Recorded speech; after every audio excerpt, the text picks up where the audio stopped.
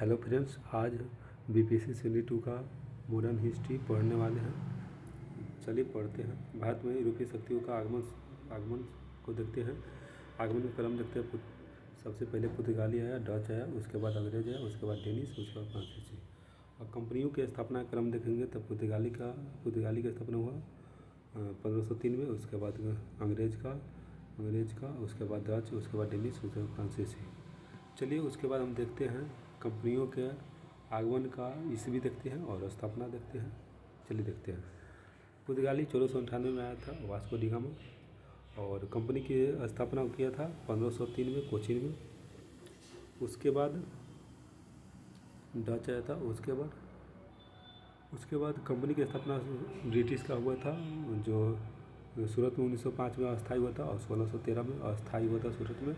और ब्रिटिश का दूसरी कंपनी की स्थापना हुआ था अस्थायी मछलीपट्टनम में 1611 में। उसके बाद डच को देखेंगे। डच का आया था 1602 में और कंपनी का स्थापना हुआ था 1605 में। उसके बाद देखिए डेनिश देखेंगे। डेनिश आया था 1616 में और कंपनी की स्थापना किया था 1620 में ट्रावनकोर तमिलनाडु में। और उसके बाद अंग्रेज देखेंगे। उसके बाद फ्रांसीसी देखेंगे। फ्रांसीसी 1664 में है और 1668 में अपनी अस्थायी कंपनी सूरत में स्थापित किया। उसके बाद हम देखते हैं कि यूरोपियों के भारत के आगमन को प्रोत्साहित करने वाला कारक कौन कौन से हैं। तो चलिए देखते हैं। उसमें कटिबंधीय वस्तुएं जैसे मसाले, रेशम, कीमती पत्थर, चीनी मिट्टी के बर्तन आदि को यूरोप में भारी मांग थी। और 1453 में कुस्तुनिया पर उस्मानिया तुर्कों का कब्जा हुआ, जिससे यूरोपीय और एशियाई व्यापार बाधित हुआ और नए व्यापार की मार्गों की आवश्यकता उत्पन्न हुई। पुनर्जागरण और व्यापारिक क्रांति के फलस्वरूप यूरोप में समुद्री कंपास, जहाज की चाल मापने के वाला यह उपकरण, एस्ट्रोलॉब्स अक्षांश देशांतर मापक, त्रिकोणमाप, तोपों का बंदूकों का आविष्कार हुआ, जिससे समुद्री यात्रा काफ़ी सुरक्षित हो गई। भारत की अपार संपदा, मार्को पोलो और कुछ अन्य स्रोतों से यूरोपीय लोगों को भारत की अपार संपत्ति के बारे में पता चला। यूरोप में तीव्र औद्योगिकीकरण तथा बाजार की विस्तार की खोज की आकांक्षा। यूरोप में औद्योगिकीकरण हुआ, उसके लिए सामान को बेचने के लिए बाजार की खोजने की होड़ में सभी यूरोपीय देशों ने अपने अपने उपनिवेशवाद को खोजने को स्थापित करने लगा। तत्कालीन भारत में कमज़ोर मुगल सत्ता था और नवीन क्षेत्रीय राज्यों का उदय हुआ था उस टाइम पर, जिस टाइम यूरोपीय शक्तियों का भारत में आगमन हुआ था। चलिए चलते हैं, देखते हैं। हम लोग मैप से देखते हैं। ये है पुर्तगाल है और ये अफ्रीका है, ये भारत है। चलिए उसके बाद आगे चलते हैं। पुर्तगालियों का भारत में आगमन को प्रोत्साहित करने के लिए उसके शासक डाउन हेनरिक ने किया था। भारत में व्यापार करने के अधिकांश धन कमाने की लालसा थी यूरोपियों को। उसके बाद हम लोग चलेंगे यूरोपीय शासकों जैसे स्पेन की महारानी इसाबेला और तथा पुर्तगाल के राजकुमार प्रिंस हेनरी आदि द्वारा समुद्री खोजों को प्रोत्साहन किया। साहसी नाविकों का योगदान है। बार्थोलोमेव दियाज पुर्तगाली नाविक थे जो 1487 में उत्तम आशा द्वीप कैप ऑफ गुड होप्स की खोज की और 1492 ईस्वी में स्पेनवासी कोलंबस अमेरिका तथा 1498 में पुर्तगाली नाविक वास्को डी गामा भारत पहुंचा। पुर्तगालियों के प्रारंभिक अभियान के बारे में चलिए देखते हैं। केप्स ऑफ गुड होप होते हुए एक गुजराती पथ प्रदर्शक अब्दुल मुनी की सहायता से कालीकट बंदरगाह पर कपकडाऊ नामक स्थान पर 17 मई 1498 में पहुंचा। वास्को डी गामा पहुंचा। कालीकट के राजा जमरून से व्यापार करने की अनुमति प्राप्त की। कनूर में उन्होंने एक व्यापारिक कारखाना स्थापित की। और उसके बाद वास्को डी गामा के बाद पेट्रो अल्वारेज कैब्रल 1500 ईस्वी में कालीकट में 13 जहाज़ों के साथ आया। भारत में पहला यूरोपीय कारखाना स्थापित किया। पुर्तगालियों पर अरबों के हमलों का सफलतापूर्वक जवाब दिया कैब्रल ने। कालीकट पर बमबारी की और कोचीन और कन्नूर में शासकों के साथ लाभकारी संधियाँ किया।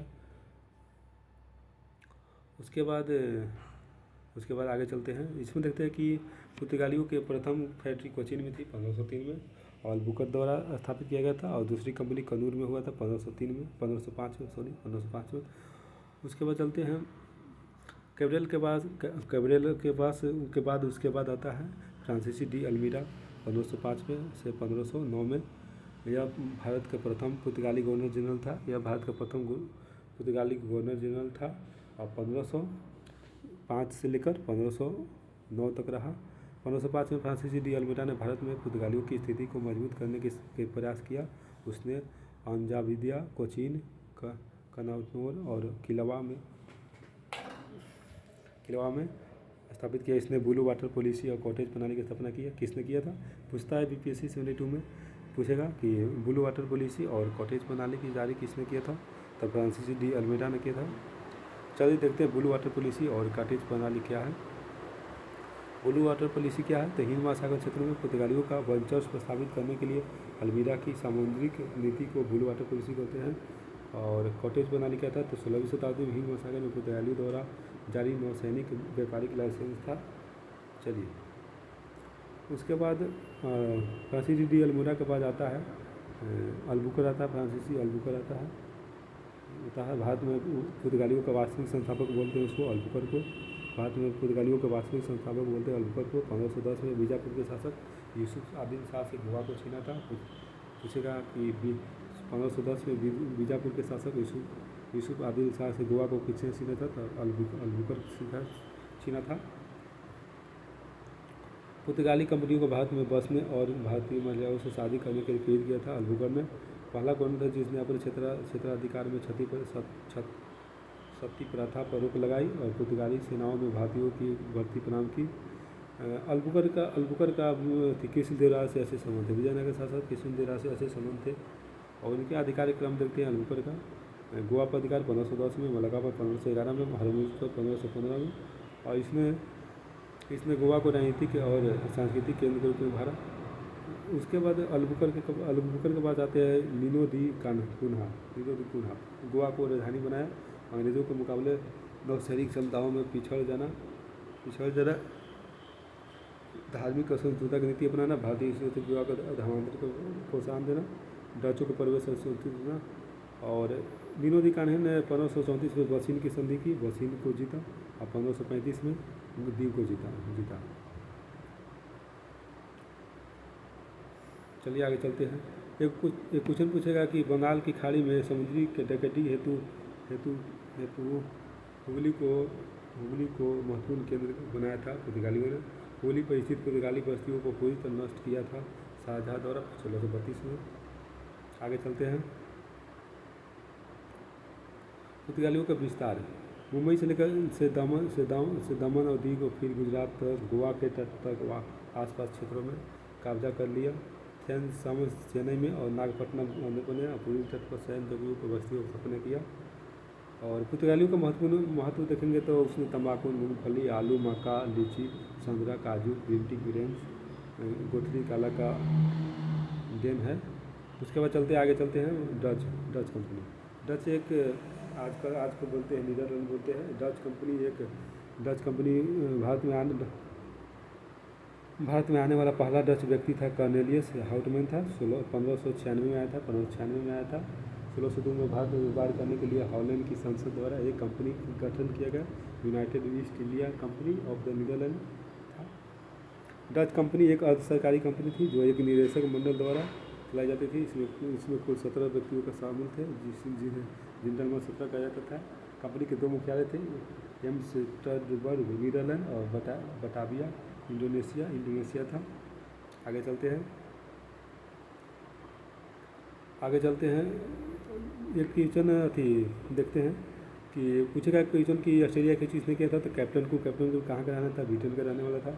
उसके बाद पूछेगा कि न्यूजीलैंड की खोज किसने किया? तस्मानिया की खोज किसने किया? तस्मान किया था, हॉलैंड का रहने वाला था। और वास्को डी गामा भारत की खोज की था, कोलंबस अमेरिका की खोज किया था। और एक और पूछेगा कि वास्को डी गामा पुर्तगाल का रहने वाला था, कोलंबस स्पेन का रहने वाला था। ठीक है ना, चलते हैं। भारत में डचों की पहली फैक्ट्री के 1605 में मछलीपट्टनम में आंध्र प्रदेश में स्थापित हुआ था। और बंगाल में डचों ने प्रथम फैक्ट्री की स्थापना पिपली में की थी। डचों ने भारत में मुख्यतः पूर्वी तटों पर अपनी महत्वपूर्ण अपनी फैक्ट्री का स्थापित किया था, जो निम्न है। डचों द्वारा स्थापित प्रमुख कारखाने देखते हैं। प्रथम कारखाना मछलीपट्टनम में, द्वितीय कारखाना निजामपुर कोटली में, और अन्य कारखाना 1616 में सूरत में, उसके बाद नागपट्टनम, उसके बाद कासिम बाजार 1658 में। मुख्यालय डचों का मुख्यालय पुलिकट को डचों ने व्यापारिक केंद्र और मुख्यालय बनाया था। पुलिकट को डचों ने व्यापारिक केंद्र और मुख्यालय बनाया था। 1690 में पुलिकट की स्थापना नागपट्टनम को मुख्यालय बनाया था डचों द्वारा। प्रमुख किले चिंसुरा में गुस्तावुस फोर्ट की स्थापना 1653 में ईस्वी में, और कोची में फोर्ट विलियम की स्थापना की थी डचों ने। नोट डचों ने मलाका मसाला द्वीप, जिसे इंडोनेशिया कहा जाता है, इसको पुर्तगालियों से जीता। श्रीलंका को भी जीता। डचों ने जकार्ता को जीतकर एक नए नगर बटाविया की स्थापना की थी। मुगल बादशाह औरंगजेब ने 3.5 3.5% वार्षिक भूमि पर बंगाल, बिहार, उड़ीसा में व्यापार का एकाधिकार डचों को प्रदान किया। डचों की व्यापारिक व्यवस्था सहकारिता और कॉटन पर आधारित था। डच मूल रूप से काली मिर्च और अन्य मसाले व्यापारियों के लिए रुचि रखते थे। ये मसाले मूलतः इंडोनेशिया में अधिक मिलते थे, इसलिए वह डच कंपनी का प्रमुख केंद्र बन गया। डचों ने भारत में मसाले के स्थान पर भारतीय कपड़ों को व्यापार को अधिक महत्व दिया।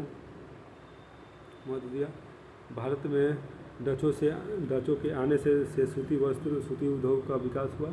भारत में से भारतीय वस्तुओं के निर्यात की वस्तुओं बनाने का श्रेय डचों को जाता है। भारत में डचों का अधिक व्यापार नील के उत्पादन का प्रमुख क्षेत्र यमुना घाटी, सालपीटर, बिहार, अफीम, चावल, सूरा के निर्यात को बहुत प्रोत्साहित किया था। तीन आंग्ला मराठा युद्ध डच पराजित विद्रा के युद्ध 1759 में डच पराजित हुआ था। चलिए आगे चलते हैं। 1759 में बेदरा का युद्ध हुआ, जिसमें अंग्रेजों ने डचों को बुरी तरह पराजित किया, जिससे डचों की शक्ति को भारत में समाप्त हो गई। इसके बाद अपने अधिकांश फैक्ट्री अंग्रेजों को बेचकर चला गया। और डचों से भारत से भारतीय वस्तुओं को निर्यात का वस्तु बनाने का श्रेय डचों को जाता है। आगे चलते हैं। अंग्रेजों को देखते हैं, ब्रिटिश देखते हैं। अच्छा, कुछ देखते हैं। कलकत्ता के स्थापना जॉर्ज चावनाक ने किया था। जॉर्ज चावनाक ने किया था। मद्रास की स्थापना फ्रांसीसी ड्रेक ने किया था। और बॉम्बे की स्थापना गरियाल ने किया था। गरोल अगियाल ने किया था। ईस्ट इंडिया कंपनी के चर्चा देखते हैं। 1599 में ईस्वी में जॉन मिल्डेन हॉल ब्रिटिश यात्री स्थल मार्ग से भारत आया, और 1599 में इंग्लैंड में मर्चेंट एडवेंचर नामक एक व्यापारिक दल ने अंग्रेजी ईस्ट इंडिया कंपनी अथवा की स्थापना दी। Governor and company of the merchant trading in the East India company की स्थापना की, जो बाद में ईस्ट इंडिया कंपनी कहलाई। 31 दिसंबर 1600 ईस्वी को महारानी एलिजाबेथ प्रथम ने एक रॉयल चार्टर जारी कर इस कंपनी को 15 वर्षों के लिए पूर्वी देशों के साथ व्यापार करने की एक अधिकार प्रदान किया। और आगे जाकर 1609 में ब्रिटिश सम्राट जेम्स प्रथम ने कंपनी को अनिश्चित काल के लिए व्यापारिक एकाधिकार प्रदान किया। कंपनी का प्रारंभिक उद्देश्य भूभाग नहीं बल्कि व्यापार करना था। अंग्रेजी ईस्ट इंडिया कंपनी का प्रथम समुद्री यात्रा 1601 में हुआ था, जावा, सुमात्रा, मलाक्का के लिए।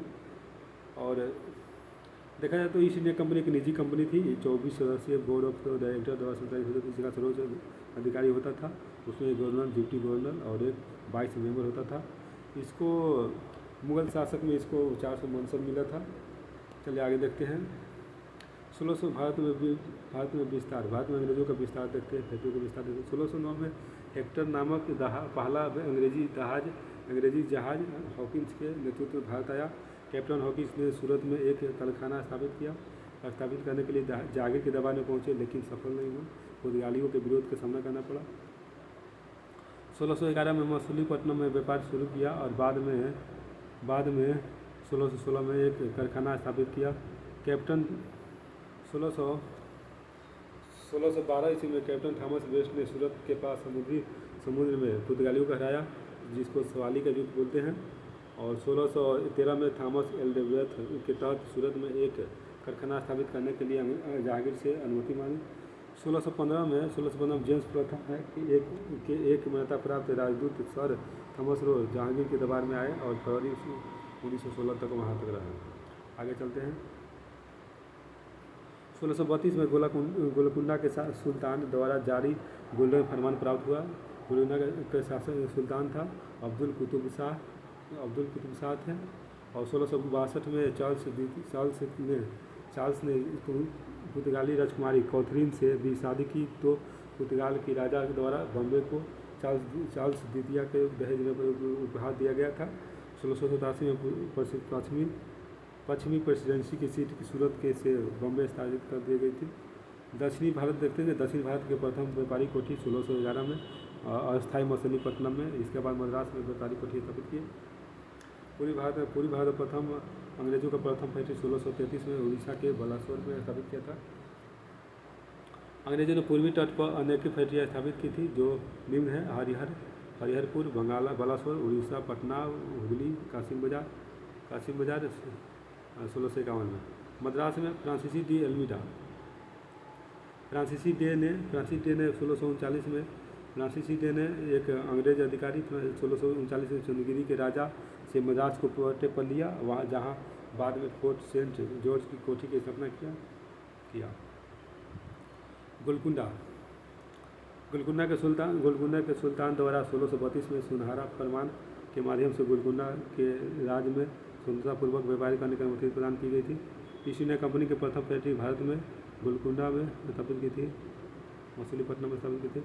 बम्बई 1661 में ब्रिटेन के राजा चार्ल्स द्वितीय ने पुर्तगाली राजकुमारी से विवाह किया, जिसे दहेज में ब्रिटेन के राजा को मुंबई टापू मिल गया। चार्ल्स द्वितीय ने इसे 10 पाउंड वार्षिक किराए पर ईस्ट इंडिया कंपनी को दे दिया।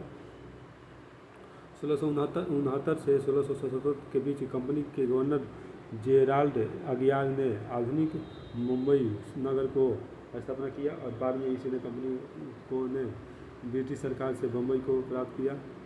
मुगल और अंग्रेज 1691 में अंग्रेज ने एक निश्चित राशि के बदले कंपनी को बंगाल से चुंगी रहित व्यापार करने की अनुमति दी गई। शाही फरमान मुगल सम्राट फ्रुक्सियर की बीमारी का इलाज कंपनी के एक डॉक्टर विलियम हेमिल्टन के द्वारा सफलतापूर्वक किया गया, जिसके बाद में बादशाह ने खुश होकर एक फरमान जारी किया, जिसे एक निश्चित वार्षिक का 3000 रुपये चुकाकर निःशुल्क व्यापार करने की बम्बई में कंपनी ढाले गए सिखों को संपूर्ण भारत में मुगल राज में चलाने की आज्ञा मिल गई। अब उन्हें वही कर देने पड़ेंगे जो भारतीयों को देने पड़ते थे। ब्रिटिश इतिहासकार होम्स ने इसको कंपनी का अधिकार पत्र या मागना कार्टा कहा है। बंगाल के नवाब मुर्शीद कुली खान ने फ्रुक्सियर द्वारा दिए गए फरमान को बंगाल में स्वतंत्र प्रयोग को नियंत्रित करने का प्रयास किया। मराठा सेनानायक कन्हौजी ने अगियार ने पश्चिमी तट पर अंग्रेजों की स्थिति को काफ़ी कमज़ोर बना दिया। बंगाल में विस्तार बंगाल में कारखाने हुगली 1651 में कासिम बाजार, पटना और राजमहल, सुल्तानाती, कालीकटा, गोविंदपुर तीनों गांवों को मिलाकर जॉर्ज टर्नाक ने कलकत्ता शहर की नींव रखी और कंपनी को यहीं पर फोर्ट विलियम के लिए स्थापना की और चार्ल्स आयर को प्रथम प्रेसिडेंट नियुक्त किया गया। कंपनी को अंग्रेजों ने 1700 में पहला प्रेसिडेंसी नगर घोषित किया और 1714 से 1911 तक कलकत्ता ब्रिटिश भारत की राजधानी बना रहा। विलियम हैजेज बंगाल का प्रथम अंग्रेजी बोलना था। आगे चलते हैं फ्रांसीसी को देखते हैं। French east India company Bharat में आने वाला अंतिम यूरोपीय शक्ति फ्रांस के सम्राट लुई 14वां के मंत्री कॉलबर्ट ने 1664 में फ्रेंच ईस्ट इंडिया कंपनी की स्थापना की, जिसे कंपनी दे इंडीज ओरिएंटल कहा गया।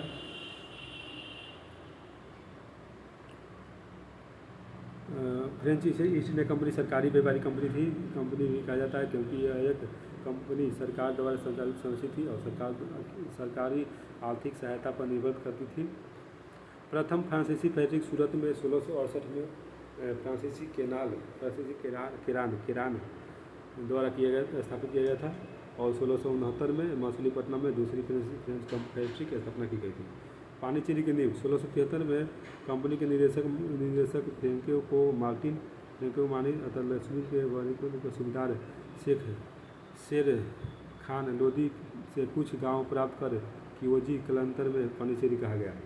1673 में बंगाल के नवाब शाइस्ता खान ने फ्रांसीसियों को एक जगह किराए पर दी जहाँ चंद्रनगर की प्रसिद्ध कोठी की स्थापना की। पांडिचेरी को पूर्व में फ्रांसीसियों बस्तियों का मुख्यालय बनाया गया और मार्टिन को भारत में फ्रांसीसियों मामलों का महानिदेशक नियुक्त किया गया। 1693 में डचों ने पांडिचेरी पर कब्जा कर लिया और सितंबर 1999 में संपन्न हुई रिसविक संधि से पांडिचेरी फ्रेंच को वापस मिल गया। पांडिचेरी के कारखानों में ही मार्टिन ने फोर्ट लुई की स्थापना कराया था। फ्रांसीसियों द्वारा 1721 में मॉरिशस और 1725 में माहे मालाबार तट एवं 1739 में कराईकल पर अधिकार कर लिया गया था। महत्वपूर्ण व्यापारी केंद्र माहे, कराईकल, बालासोर, कासिम बाजार था। 1742 में इसमें 50 व्यापारी लाभ कमाने के साथ साथ फ्रांसीसियों की राजनीतिक महत्वाकांक्षा की जागृत हो गई। परिणाम इसमें अंग्रेज फ्रांसीसियों का बीच युद्ध छिड़ गया। इन युद्धों को कर्नाटक का युद्ध बोलते हैं। चलिए आगे चलते हैं।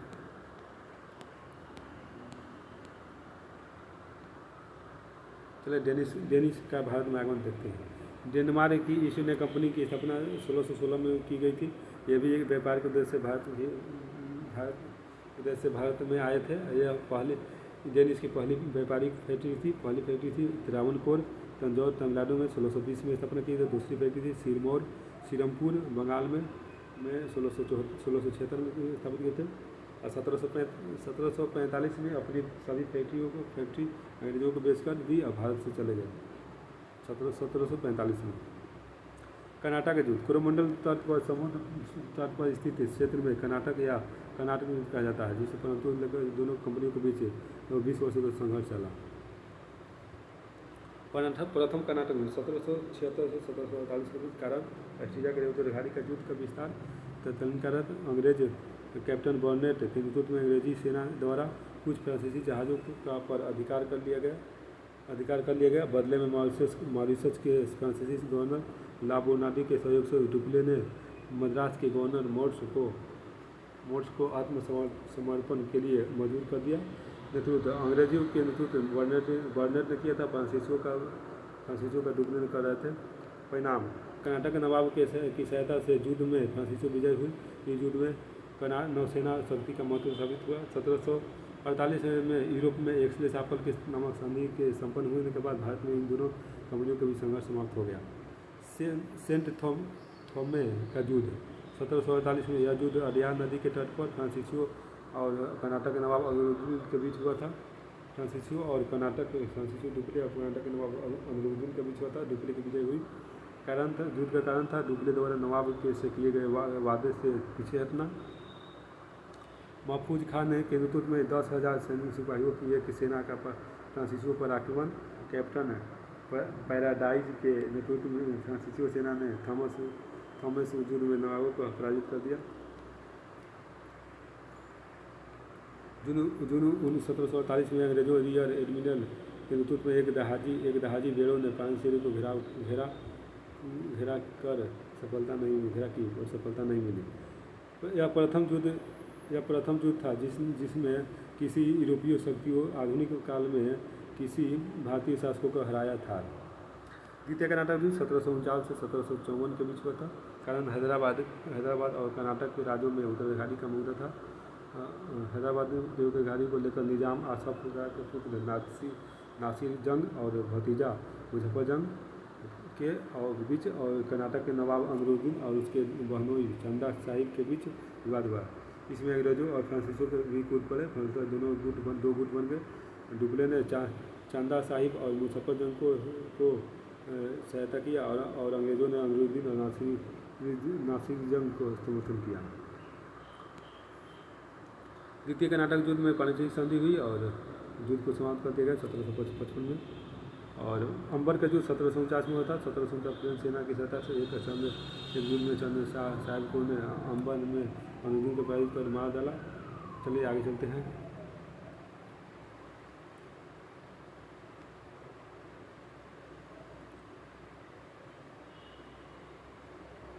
तृतीय कर्नाटक युद्ध 1756 से 1763 के बीच कारण यूरोप में सब दिवसीय युद्ध का पराभ होना और तदन कारण क्लाइव और वाटसन द्वारा बंगाल स्थित चंद्रनगर पर अधिकार करना।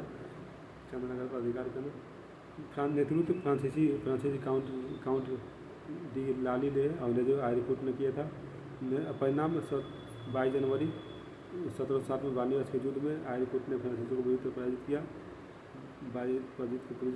पूरी तरह पराजित किया और 1763 में पेरिस की संधि द्वारा युद्ध को समाप्त कर दिया गया। फ्रांसीसियों और अंग्रेजों के बीच फ्रांसीसियों के मुकाबले अंग्रेजों की जीत के कारण था दोनों कंपनियों के ढांचे के अंतर। फ्रांसीसी सरकारी कंपनी थी और अंग्रेजों एक निजी कंपनी थी।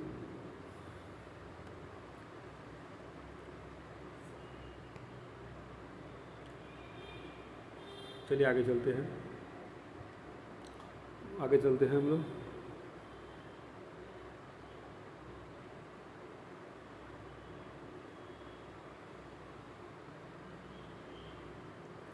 मुगल साम्राज्य के पतन के कारण औरंगजेब के शासनकाल 1668 से 1607 के बीच होला। 1658 से 1607 के बीच रहा। भारत में मुगल शासक का अंत में शुरू में चिन्हित किया गया है।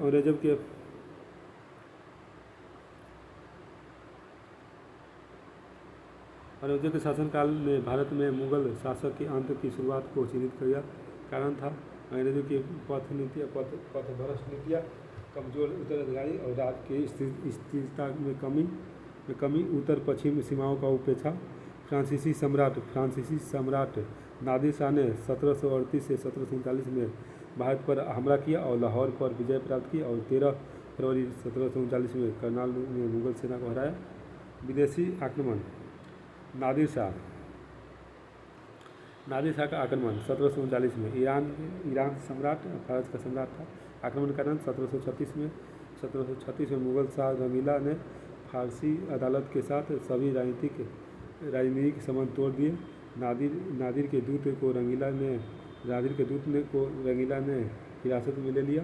मुगल शाह ने नादिर के विरोधियों को आश्रय दिया। निजाम उल मुल्क और सादत खान ने नादिर शाह को भारत में आक्रमण करने के लिए नियंत्रित किया था। उसने जलालाबाद पेशावर पर कब्जा कर लिया और लाहौर की ओर बढ़ गया।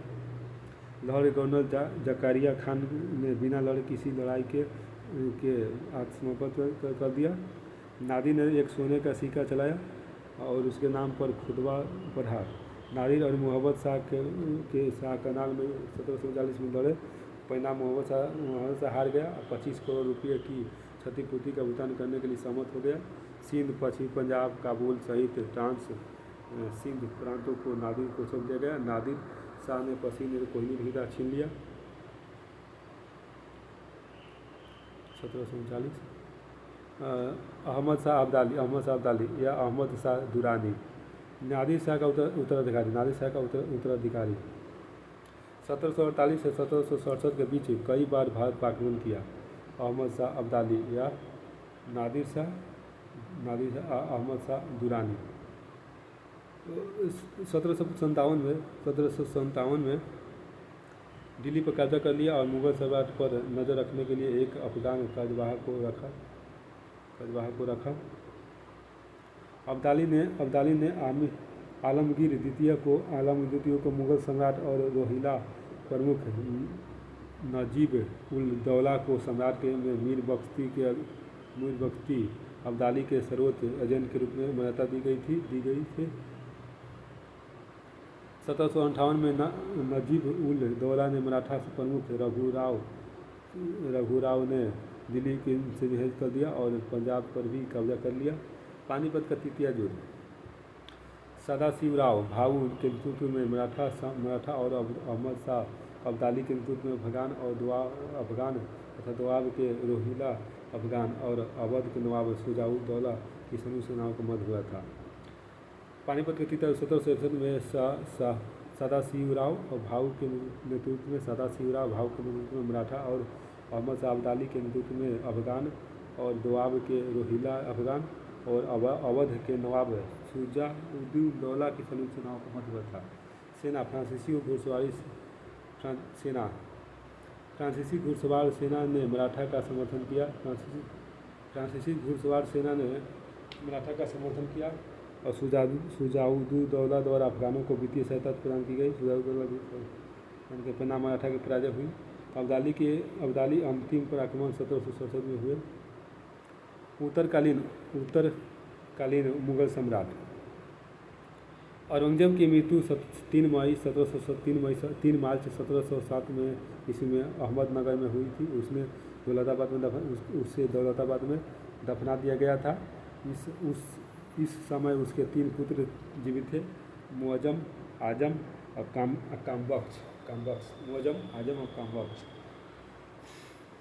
बहादुर शाह जफर, बहादुर शाह प्रथम 1717 से 1712 तक। मूल नाम था मुअज्जम नाम था, अनय नाम से शाह आलम प्रथम था, अनय नाम शाह आलम प्रथम था। उपाधि साहिब खबर, बहादुर शाह प्रथम को बोलते हैं साहिब खबर। यह उपाधि दरबारी इतिहासकार खाकी खान ने दी थी। यह एक सहिष्णु शासक था। जजाऊ का युद्ध 18 जून 1707 में आगरा के पास स्थित इसी स्थान पर बहादुर शाह ने आजम को पराजित कर मार डाला। और बीजापुर का युद्ध जनवरी 1709 में यह युद्ध बहादुर शाह और कामबख्श के बीच हुआ। इसमें भी बहादुर शाह की विजय हुई और कामबख्श मारा गया। इस प्रकार बहादुर शाह दिल्ली का शासक बना। बहादुर शाह के दरबार में 1711 में ईस्वी में एक डच प्रतिनिधित्व मंडल जोशुआ केटवालार के नेतृत्व में आया। इस प्रतिनिधि मंडल के स्वागत में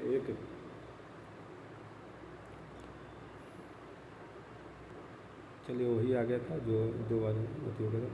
एक पुर्तगाली स्त्री जूलियाना की महत्वपूर्ण भूमिका थी। इसे बीबी या खिदवा आदि उपाधि दी गई थी। 1712 ईस्वी में बहादुर शाह की मृत्यु हो गई। इस कारण पुनः गृह युद्ध छिड़ गया। बहादुर शाह के 4 पुत्र थे, जहादार शाह, अजीम उल शाह, रफ़ी-उद-दौला, रफ़ी-उस-शाह और शाहजहान शाह। इस युद्धकालीन संघर्ष में शाहजहां शाह विजय हुई क्योंकि उसने अपनी समांत जुल्फ़िकार खान का समर्थन मिला। ओवन सिडनी ने लिखा है कि बहादुर शाह अंतिम मुगल सम्राट शासक था जिसके बारे में कुछ अच्छे शब्द कहे जा सकते हैं। ओवन सिडनी ने लिखा है कि बहादुर शाह अंतिम मुगल शासक थे जिसके बारे में कुछ अच्छे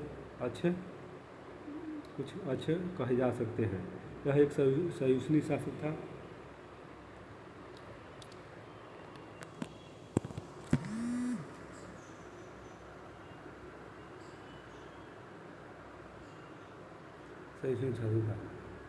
जहादार शाह 1712 से 1711, 1712 से 1713। यह एक सहिष्णु शासक था। यह एक कमज़ोर शासक था। इसे लंपट मूर्ख कहते हैं। जहादार शाह को लंपट मूर्ख कहते हैं। जहादार शाह को लंपट मूर्ख कहा जाता था। जहादार शाह को गद्दी इसलिए प्राप्त हुई क्योंकि इसे ईरानी गुट के वजीर जुल्फ़िकार खान का सहयोग प्राप्त था। सत्ता की असली ताकत उसी के पास थी। जुल्फ़िकार खान ने साम्राज्य की वित्तीय स्थिति बेहतर बनाने के लिए इजारा प्रथा की शुरुआत की थी। जहादार शाह के काल में इसके समय प्रमुख घटनाएं घटित हुई। जजिया कर समाप्त कर दिया गया था। अजीत सिंह को महाराजा और जय सिंह को मिर्जा राजा की उपाधि दी गई थी। जहादार शाह लाल कुंवर नामक वेश्या पर आसक्त था। सैयद बंधुओं के सहयोग से जहादार के भतीजे फर्रुखियत द्वारा जहादार शाह की हत्या कर दी गई तथा फर्रुखियत शासक बना। फर्रुखियत 1713 से 1719 तक।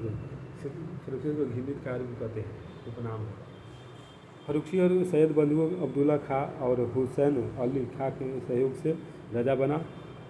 अब्दुल खां को वजीर का पद तथा हुसैन को मीर बख्शी का पद मिला। अब्दुल्ला खां को वजीर का पद और हुसैन खां को मीर बख्शी का पद मिला। फर्रुखसियर को जयसिंह को सवाई की उपाधि दी। फर्रुखसियर ने जयसिंह को सवाई की उपाधि दी। गद्दी बैठते ही जजिया कर हटाने की घोषणा की तथा तीर्थ यात्री कर भी हटा दिया फर्रुखसियर ने। 1716 में बंदा बहादुर को दिल्ली में फांसी दे दिया। यही फर्रुखसियर ने 1716 में बंदा बहादुर को दिल्ली में फांसी दे दिया फर्रुखसियर ने। उसके बाद जोधपुर के राजा अजीत सिंह ने अपनी पुत्री का विवाह फर्रुखसियर से कर दिया। 1717 में एक शाही फरमान के जरिए अंग्रेजों को व्यापारिक छूट प्रदान की गई। इसे कंपनी का मैग्ना कार्टा कहते हैं। सैयद बंधुओं में छोटे भाई हुसैन ने मराठा पेशवा बाजीराव पेशवा बालाजी विश्वनाथ से एक संधि की, जिसके तहत दक्षिण का चौथ और सदेशमुखी वसूलने का अधिकार मराठों को मिल गया। बदले में साहू और 15,000 घुड़सवारों के साथ सैयद बंधुओं को समर्थन देने के लिए तैयार हो गया, परंतु इस संधि को हस्ताक्षर करने से मना करने पर फर्रुखसियर में हत्या कर दी गई। रफ़ी उद्दौला सबसे कम समय तक शासन करने वाला मुगल शासक था। रफ़ी उद्दौला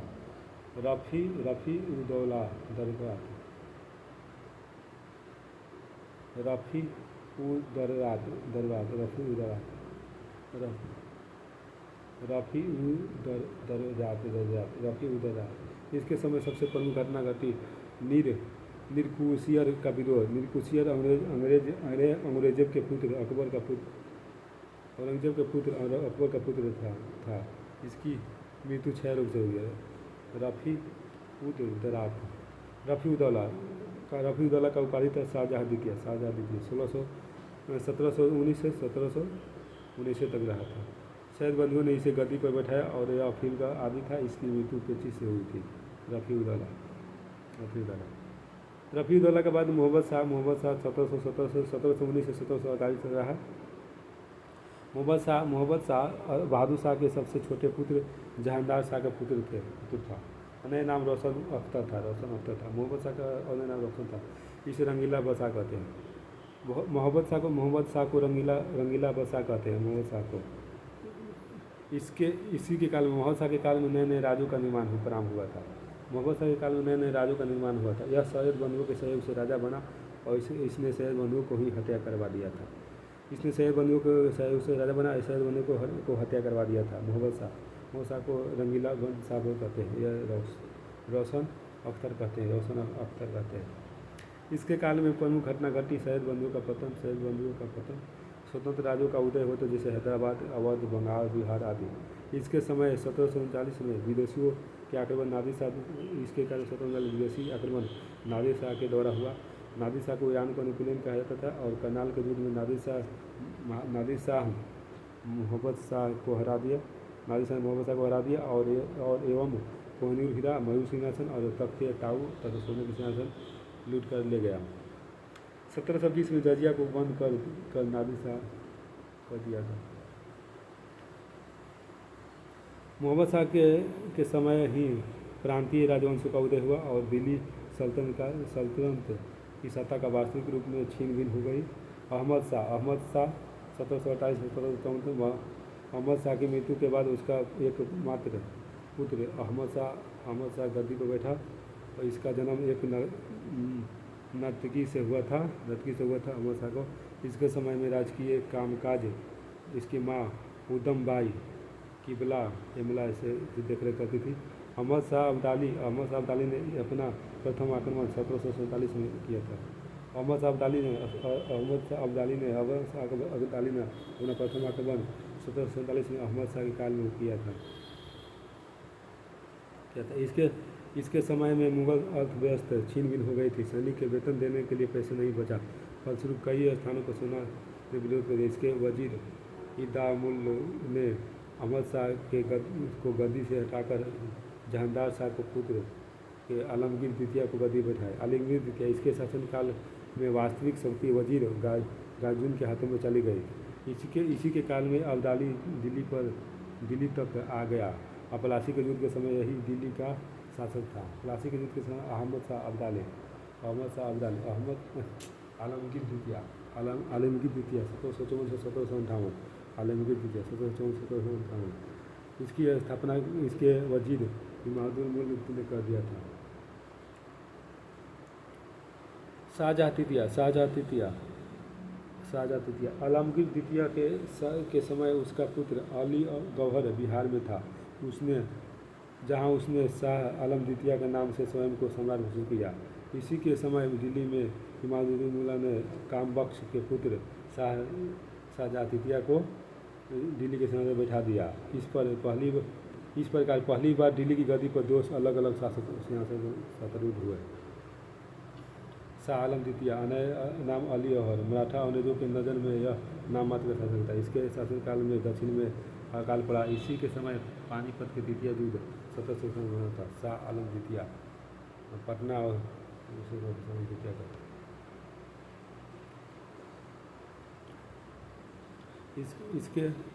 इस युद्ध में पराजय के बाद शाह आलम द्वितीय कलाइव को बंगाल बिहार उड़ीसा को दिवानी दे दिया था। इसी बाद अंग्रेजों के शासन में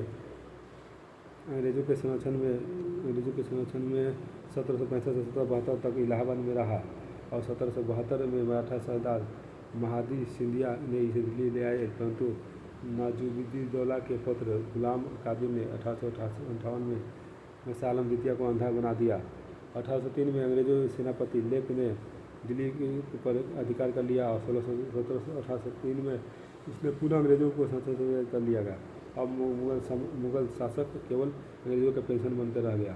अकबर द्वितीय इसके शासनकाल में मुगल साता अंग्रेजों के शासन में आ गया था। यह अंग्रेजों के शासन में बनने वाला पहला शासक था अकबर द्वितीय। इसने राजा राम मोहन राय को राजा का उपाधि दिया था। 1835 में मुगलों को सिक्के चलने बंद हो गए थे और एम्स हर्ट्स पहला अंग्रेज गवर्नर जनरल था जिसने अकबर द्वितीय से बराबरी के स्तर पर मुलाकात की थी। बहादुर शाह द्वितीय यह अंतिम मुगल सम्राट था। यह जफर उपनाम से शायरी लिखता था और बिना साम्राज्य का सम्राट था। बहादुर शाह द्वितीय बिना साम्राज्य का सम्राट कहा जाता बहादुर शाह द्वितीय को। यह इसलिए बहादुर शाह जफर कहलाया। यह 1700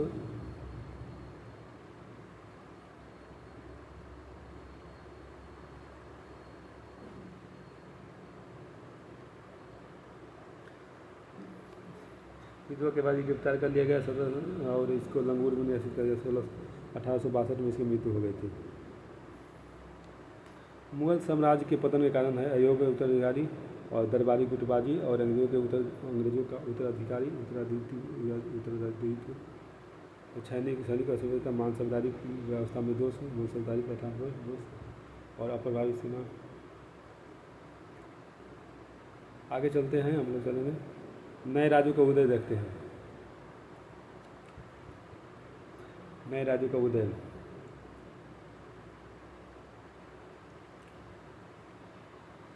जो राज्य भारत में मुगलों के पतन के चरण और अगली शताब्दी के मध्य में उत्पन्न हुई वही इस प्रकार और क्षेत्रीय राज्यों में 3 श्रेणियों में विभाजित किया गया था। पहला था उत्तराधिकारी राज्य। मुगल प्रांत जो साम्राज्य के अलग होकर राज्यों से बदल गए थे। हालांकि उन्हें मुगल शासन को चोटी नहीं दे सकती थी, लेकिन उन्हें राज्यपाल द्वारा स्वतंत्र और वसांगत सत्ता आधारित किए थे। इसे अवध था, बंगाल था। चलिए देखते हैं। 1713 में मुर्शिद कुली बंगाल का स्थापना मुर्शिद कुली खान ने किए थे।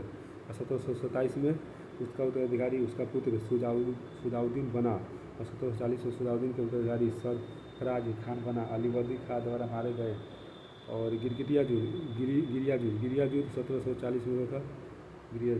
अलीवर्दी खान ने सत्ता संभाली और नजराना देकर खुद को मुगल साम्राज्य से स्वतंत्र कर लिया और 1756 में से 1757 तक अलीवर्दी खां के उत्तराधिकारी सिराजुद्दौला ने व्यापारिक अधिकारियों से लेकर अंग्रेजों ईस्ट इंडिया कंपनी के खिलाफ लड़ाई लड़ी और 1757 में प्लासी के युद्ध में सिराजुद्दौला की हार में अंग्रेजों द्वारा बंगाल के साथ साथ भारत के अधीन होने का मार्ग प्रशस्त किया था। मीर जाफ़र 22 अक्टूबर 1764 में बक्सर के युद्ध में मीर कासिम अंग्रेज़ों से पराजित हुआ। अवध की स्थापना अवध 1722 में अवध का समय सादत खान या जिसे बुरहान उल मुल्क कहते हैं, अवध का समय सादत खान ने किया था। सादत खान सशक्त और अच्छी तरह से प्रशिक्षित सेना उत्तराधिकारी सरकार जंग और आसफ जंग अवधों को नादिर शाह को इसी ने बुलाया था। सादत खान ने पानीपत तृतीया में शहीदुल्लाह ने अहमद अली के साथ और मराठा के साथ विरोध लड़ा। अगला चलते हैं चीन हैदराबाद राज। हैदराबाद 1724 में स्थापना चीन कुली खान निजाम उल मुल्क कहते हैं। चीन कुली खान को निजाम उल मुल्क कहते हैं। उसके बाद जोधा राज बोलते हैं तो मराठा राज। गुरिल्ला युद्ध की नीति को प्रयोग किया। तुकाराम रामदास बाबा पंडित एकनाथ जैसे नेताओं ने मराठा में भक्ति आंदोलन को बढ़ावा दिया था। एकता रायसी शाहजी भोसले और उनके पुत्र शिवाजी के प्रदान की गई थी। अहमद शाह अब्दाली के खिलाफ पानीपत में। तीसरा अगला राज है सिख राज के स्थापना गुरु गोविंद सिंह ने सिखों के एक सैनिक और लाखों समुदाय में बदल दिया। 12 मिसल संघों में संगठित किया। पंजाब में मजबूत राज की स्थापना की महाराजा रंजीत सिंह ने किया था। सतलज में से झेलम तक का क्षेत्र रंजीत सिंह ने अपने नेतृत्व में कर लिया। और 1799 में लाहौर और 1718 में अमृतसर पर विजय प्राप्त किया। अंग्रेजों के साथ अमृतसर की संधि 25 अप्रैल 1809 में की थी। अमृतसर की संधि 25 अप्रैल 1809 में 1809 में की गई थी। अंग्रेजों ने 1838 में 7 के साथ द्विपक्षीय संधि के प्रसारित करने के लिए मजबूर कर दिया। जाट 1700 में दिल्ली मथुरा के क्षेत्र में रहने वाला कृषक जाति था और सूरजमल के काल में जाट सत्ता में आश्रम को पहुँच गया था। आगे चलते हैं। स्वतंत्र राज में राजपूत राज बोलते हैं। मारवाड़ के उत्तराधिकारी अंग्रेजों के 18वीं शताब्दी में अपनी स्वतंत्रता को पुनः स्थापित करने का प्रयास किया और जिस कारण बहादुर शाह प्रथम ने को अजीत सिंह और 1708 में जिसने जय सिंह द्वितीय होने के लिए 1761 में मंसूर वडियार वंश के द्वारा स्थापित इसी क्षेत्र में रुचि रखने वाला विभिन्न शक्तियों के मध्य टकराव हुआ।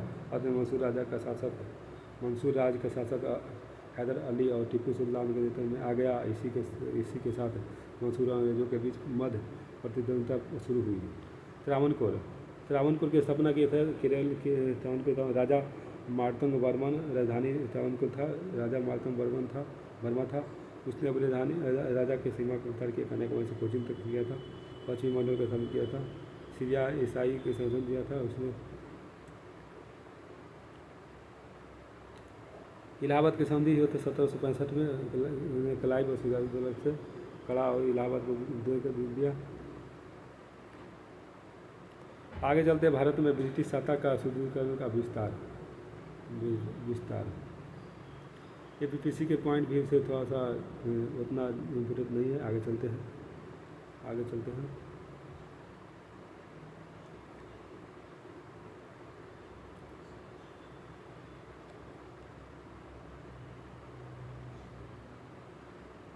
बंगाल तो एशिया से लगभग 60% ब्रिटिश आयात में बंगाल का माल शामिल था।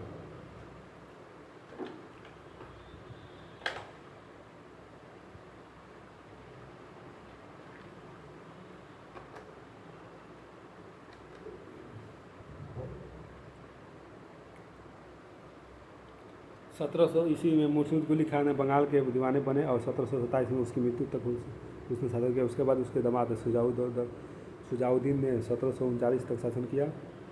उसके बाद 1 वर्ष के लिए सरफराज खान मुर्शिद कुली खान का एक पुत्र था, शासक बना और उसने अलीवर्दी खान ने उसको हत्या कर दी गई। अलीवर्दी खान ने 1756 से शासन किया और मुगल सम्राट को नजरा देना भी बंद कर दिया। इन शासकों के शासन का बंगाल अवरोहित प्रगति हुआ। 1757 में 1727 मकसूद को लिखा 1717 से 1727 है। इसने औरंगजेब द्वारा 1700 में बंगाल का दीवान बनाया गया था। इस समय बंगाल का सूबेदार अजीमुख शान था। मुगल सम्राट पुरुषेर ने 1717 में मकसूद कुली खां को बंगाल का सूबेदार नियुक्त किया था। इसने राजधानी को ढाका से मुर्शिदाबाद बनाया। यह मुगल बादशाह द्वारा नियुक्त बंगाल का अंतिम सूबेदार था। इसी के साथ बंगाल में वंशानुगत शासन की शुरुआत हुआ था। इसने भूमि बंदोबस्त में इजारादारी प्रथा शुरू किया था। शुजाउद्दीन खां ने 1733 में बिहार के सूबेदार को बंगाल के अधीन कर लिया था। शुजाउद्दीन खां ने 1733 में सरफराज खान ने आलम उद दौला हैदर जंग की उपाधि ली। अलीवर्दी खां 1740 में 1775 अलीवर्दी खां इसने यूरोपियों की तुलना मधुमक्खी से की और कहा कि यदि इन्हें छोड़ न जाए तो यह शहद देगी और यदि छोड़ा जाए तो काट कर मार डालेगी। अलीवर्दी खां ने सिराजुद्दौला को अपना उद्गार नामित किया था। सिराजुद्दौला शौकत जंग मनिहारी का युद्ध 1756 में शौकत जंग को हराया। आगे चलते हैं। सिराजुद्दौला ने अंग्रेजों के विरोध कार्यवाही करते हुए कलकत्ता पर हमला किया और जून 1756 में फोर्ट विलियम पर अधिकार कर लिया। इसके समय ब्रिटिश अधिकारी हल्वेन ने ब्लैक होल कांड का उल्लेख किया। फोर्ट विलियम पर नवाब का कब्जा जून 1756 में किया गया था। फोर्ट अंग्रेजों ने कलकत्ता में से कर दिया गया और 9 फरवरी 1757 में सिराजुद्दौला क्लाइव के बीच लड़ाई हुई। अलीनगर की संधि द्वारा कंपनी के क्षेत्राधिकार को ब्रिटिश अधिकारी को लौटा दिया गया। ब्लैक होल 20 जून 1765 में ब्लैक होल की घटना 20 जून 1765 में हल्वेन के अनुसार सिराजुद्दौला ने 20 जनवरी की रात को 146 अंग्रेजों बंदियों को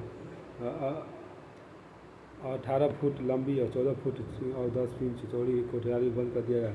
अगले दिन जब देखा गया तो केवल 23 व्यक्ति बचे थे। अंग्रेजों ब्लैक होल कहा था। प्लासी का जो 23 जून 1723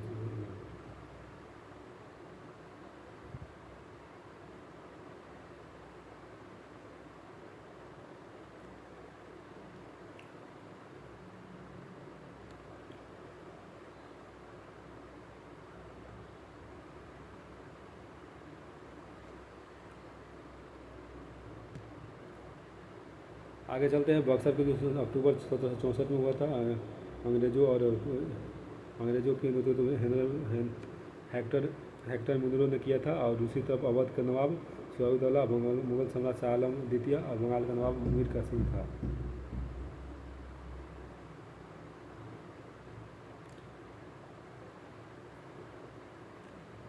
इलाहाबाद की संधि देखते 12 अगस्त 1765 में 16 अगस्त 1765 में अवध के नवाबों के साथ हुआ था।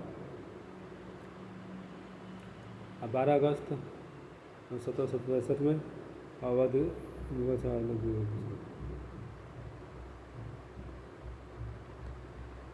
बंगाल में द्वैध शासन की शुरुआत कब हुई? 1765 में बंगाल में द्वैध शासन लागू करने से रॉबर्ट क्लाइव को जाता है।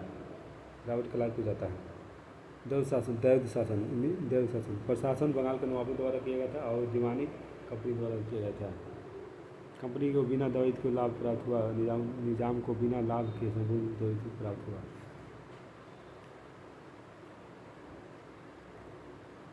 चलिए आगे चलते हैं।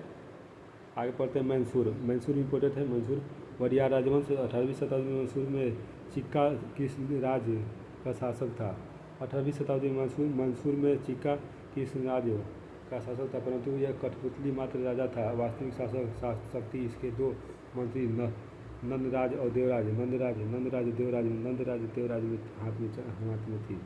हैदर अली का उदय 1722 में मैसूर के कोलार में जन्मा हैदर अली मैसूर का सेना में एक साधारण अधिकारी था। बाद में हैदर अली और डीडी गोली का हैदर अली ने डीडी गोली में फ्रांसीसियों का सहयोग से आधुनिक शस्त्रागार का स्थापना 1765-55 में किया था। 1761 तक हैदर अली के पास मैसूर का समर शक्ति केंद्रित हो गया था। आधुनिक मैसूर की स्थापना 1761 में हैदर अली द्वारा की गई थी। वह सामान्य सिपाही से सेनापति बना।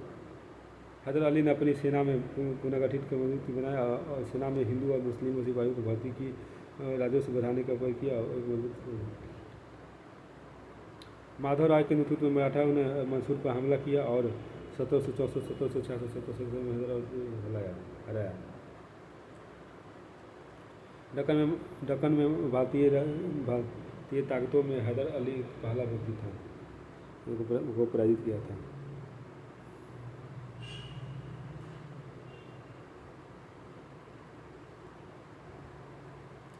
आगे चलते हैं अंगला मंसूर युद्ध। प्रथम अंगला मंसूर युद्ध 1767 से 1769 के बीच चला था। 1767 से 1759 के बीच हुआ था।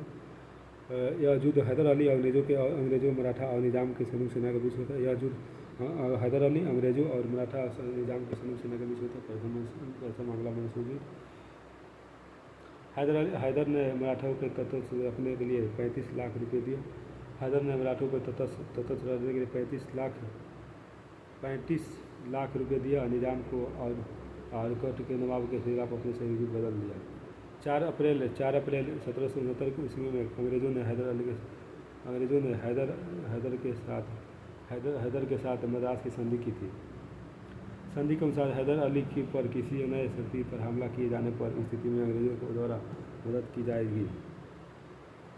दूसरा अंगला मंसूर युद्ध। दूसरा अंगला 1780 से 1780 के बीच 1780 के बीच हुआ था। 1771 में जब मराठा ने मैसूर पर हमला किया तो अंग्रेजों ने मैसूर पर सहायता नहीं किया। अंत इससे पहले की गई मराठा की संधि उल्लंघन हुआ। अंत अंगला मैसूर संबंध तनाव पुनः हो गया। हैदर ने पुनः अंग्रेजों को विरोध मराठा और निजाम से संधि कर ली। अमेरिकी क्रांति के दौरान अंग्रेजों के साथ फ्रांस भी था और दोनों ने मिलकर ब्रिटिश के विरुद्ध सैन्य अभियान कर रहे थे। इसी तरह ब्रिटिश फ्रांसीसी संबंध संघर्षपूर्ण थे। ऐसे में भारत में भी ये दोनों कंपनियों के बीच तनाव बढ़ा। इसी क्रम में ब्रिटिश ने फ्रांसीसी बस्ती माहे पर नियंत्रित करना चाहा, जो हैदर के क्षेत्र में थी। अंत में अंगला मंसूर युद्ध शुरू हुआ। वस्तुतः इस समय भारत में मराठों के साथ अंग्रेजों के युद्ध चला रहा था। साथ ही मराठा बंगाल में अधिकारी के बीच मतभेद हुआ था। 1761 में हैदर अली और एयरकुट के बीच कोटोनोवा के युद्ध हुआ, जिसमें हैदर अली हार गई और 1782 में पूरा अंग्रेजों के परास्त किया, परंतु युद्ध के बाद मृत्यु हो गई था। हैदर अली युद्ध के बाद तृतीय अंगला मंसूर युद्ध का संधि मंगलोर की संधि के साथ समाप्त हुआ था। तृतीय अंगला मराठा युद्ध 1790 से 1792, 1780 के महात्मा संधि के साथ खत्म हुआ था। यह युद्ध में अंग्रेज निजाम और मराठा की संयुक्त सेना टीपू सुल्तान के मध्य लड़ा गया।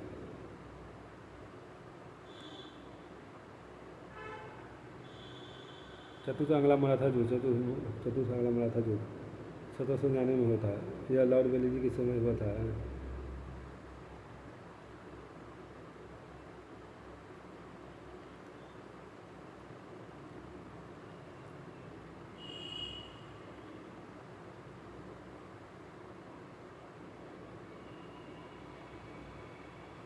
पेशवा संघ के प्रमुख थे। देश में बड़े हिस्से में नेतृत्व किया। सभी पेशवाओं में सबसे महान माने जाने वाला बाजीराव प्रथम ने तेज फैलता मराठा शक्ति का विस्तृत किया। कुछ हद तक सेनापति थे। अंगला मराठा युद्ध। प्रथम अंगला मराठा युद्ध 1775 से 1782 में पुरंदर के संधि 1776 में। माधवराव द्वितीय ने पेशवा बनने पर रघुनाथ राव असंतुष्ट होकर अंग्रेजों के पास चला गया।